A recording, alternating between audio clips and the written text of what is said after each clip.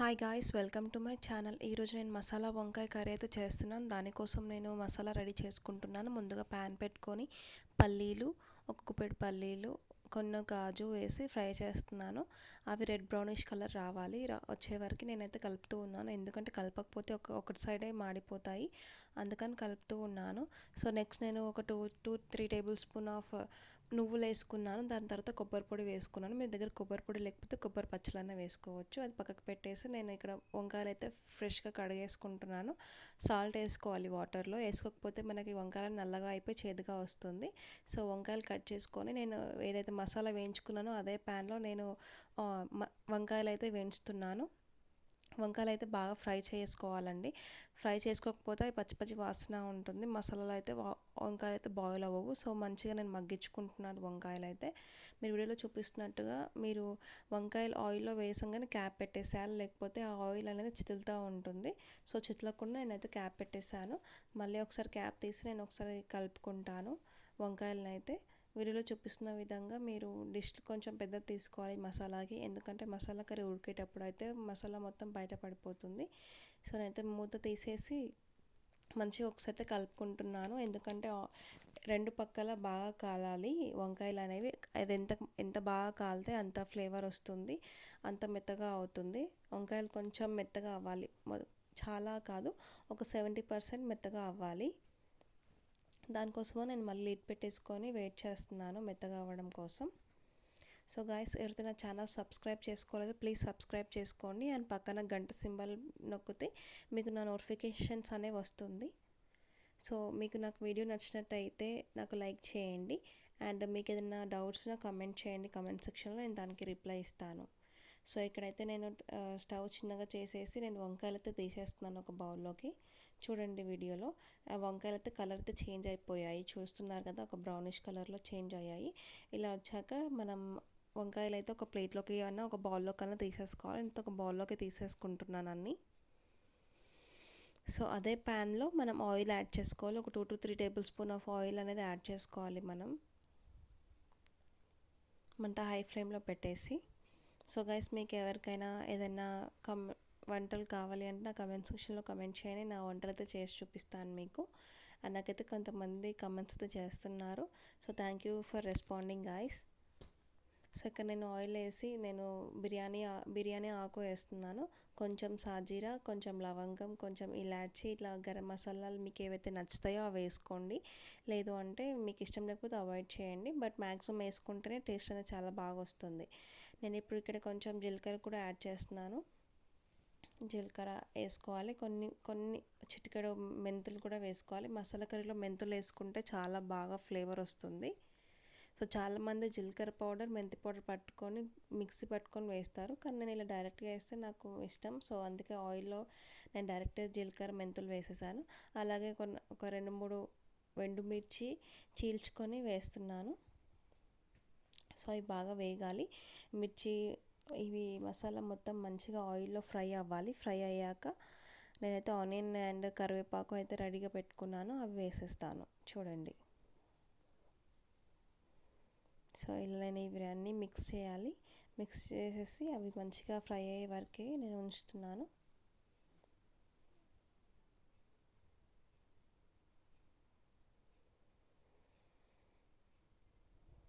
So నేను lid అయితే పెట్టేసుకున్నాను. లిడ్ పెట్టేసుకొని నేను వెయిట్ చేస్తాను. అవి బ్రెడ్ బ్రౌనిష్ వచ్చే వరకు అయితే మనం వెయిట్ చేయాలి. ఈలోపు నేను మసాలా అయితే మిక్సీ పట్టుకుంటున్నాను. ఎందుకంటే మనకి దీంట్లో మసాలా వేయాలి కదా. నేను ముందుగా ఫ్రై చేసుకున్న పల్లీలు, కాజు ఏవైతే ఉన్నాయో అవి నేను చక్కగా పేస్ట్ పట్టేసుకుంటున్నాను. మీకు వీడియోలో చూపిస్తాను ఎంత కన్సిస్టెన్సీలో మనం పేస్ట్ చేసుకోవాలో. సో ఇక్కడ లిడ్ తీసేసి నేను లైట్గా కలిపేసుకున్నాను. నాకైతే మ్యాక్సిమం రెడ్ బ్రౌనిష్ కలర్ అయితే వచ్చింది ఆనియన్స్. సో చూస్తున్నారు కదా వీడియోలో, లైట్గా కలర్ చేంజ్ అయింది. సో నేను దీనిలో ఇప్పుడు అల్లం వెల్లిగడ్డ పేస్ట్ అండ్ పసుపు అయితే వేసుకుంటాను. సో ఫ్లేమ్ అయితే నేను లోలో పెట్టుకుంటున్నాను. కొంచెం ఇంగువ వేసుకుంటున్నాను ఫ్లేవర్ కోసం. ఇంగువ వేసుకుంటే కర్రీస్ ఏ కర్రీస్ అయినా చాలా టేస్టీగా వస్తుంది.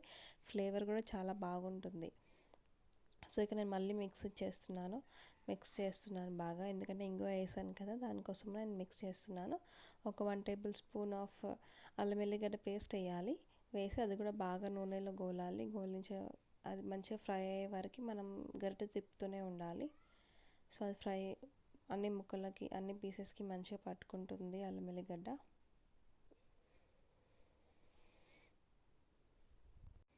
అన్ని పీసెస్కి మంచిగా పట్టాక అల్లం వెల్లిగడ్డ పచ్చివాసన పోయే వరకు వెయిట్ చేయాలి. దాని తర్వాత నేను పసుపు అనేది యాడ్ చేస్తాను.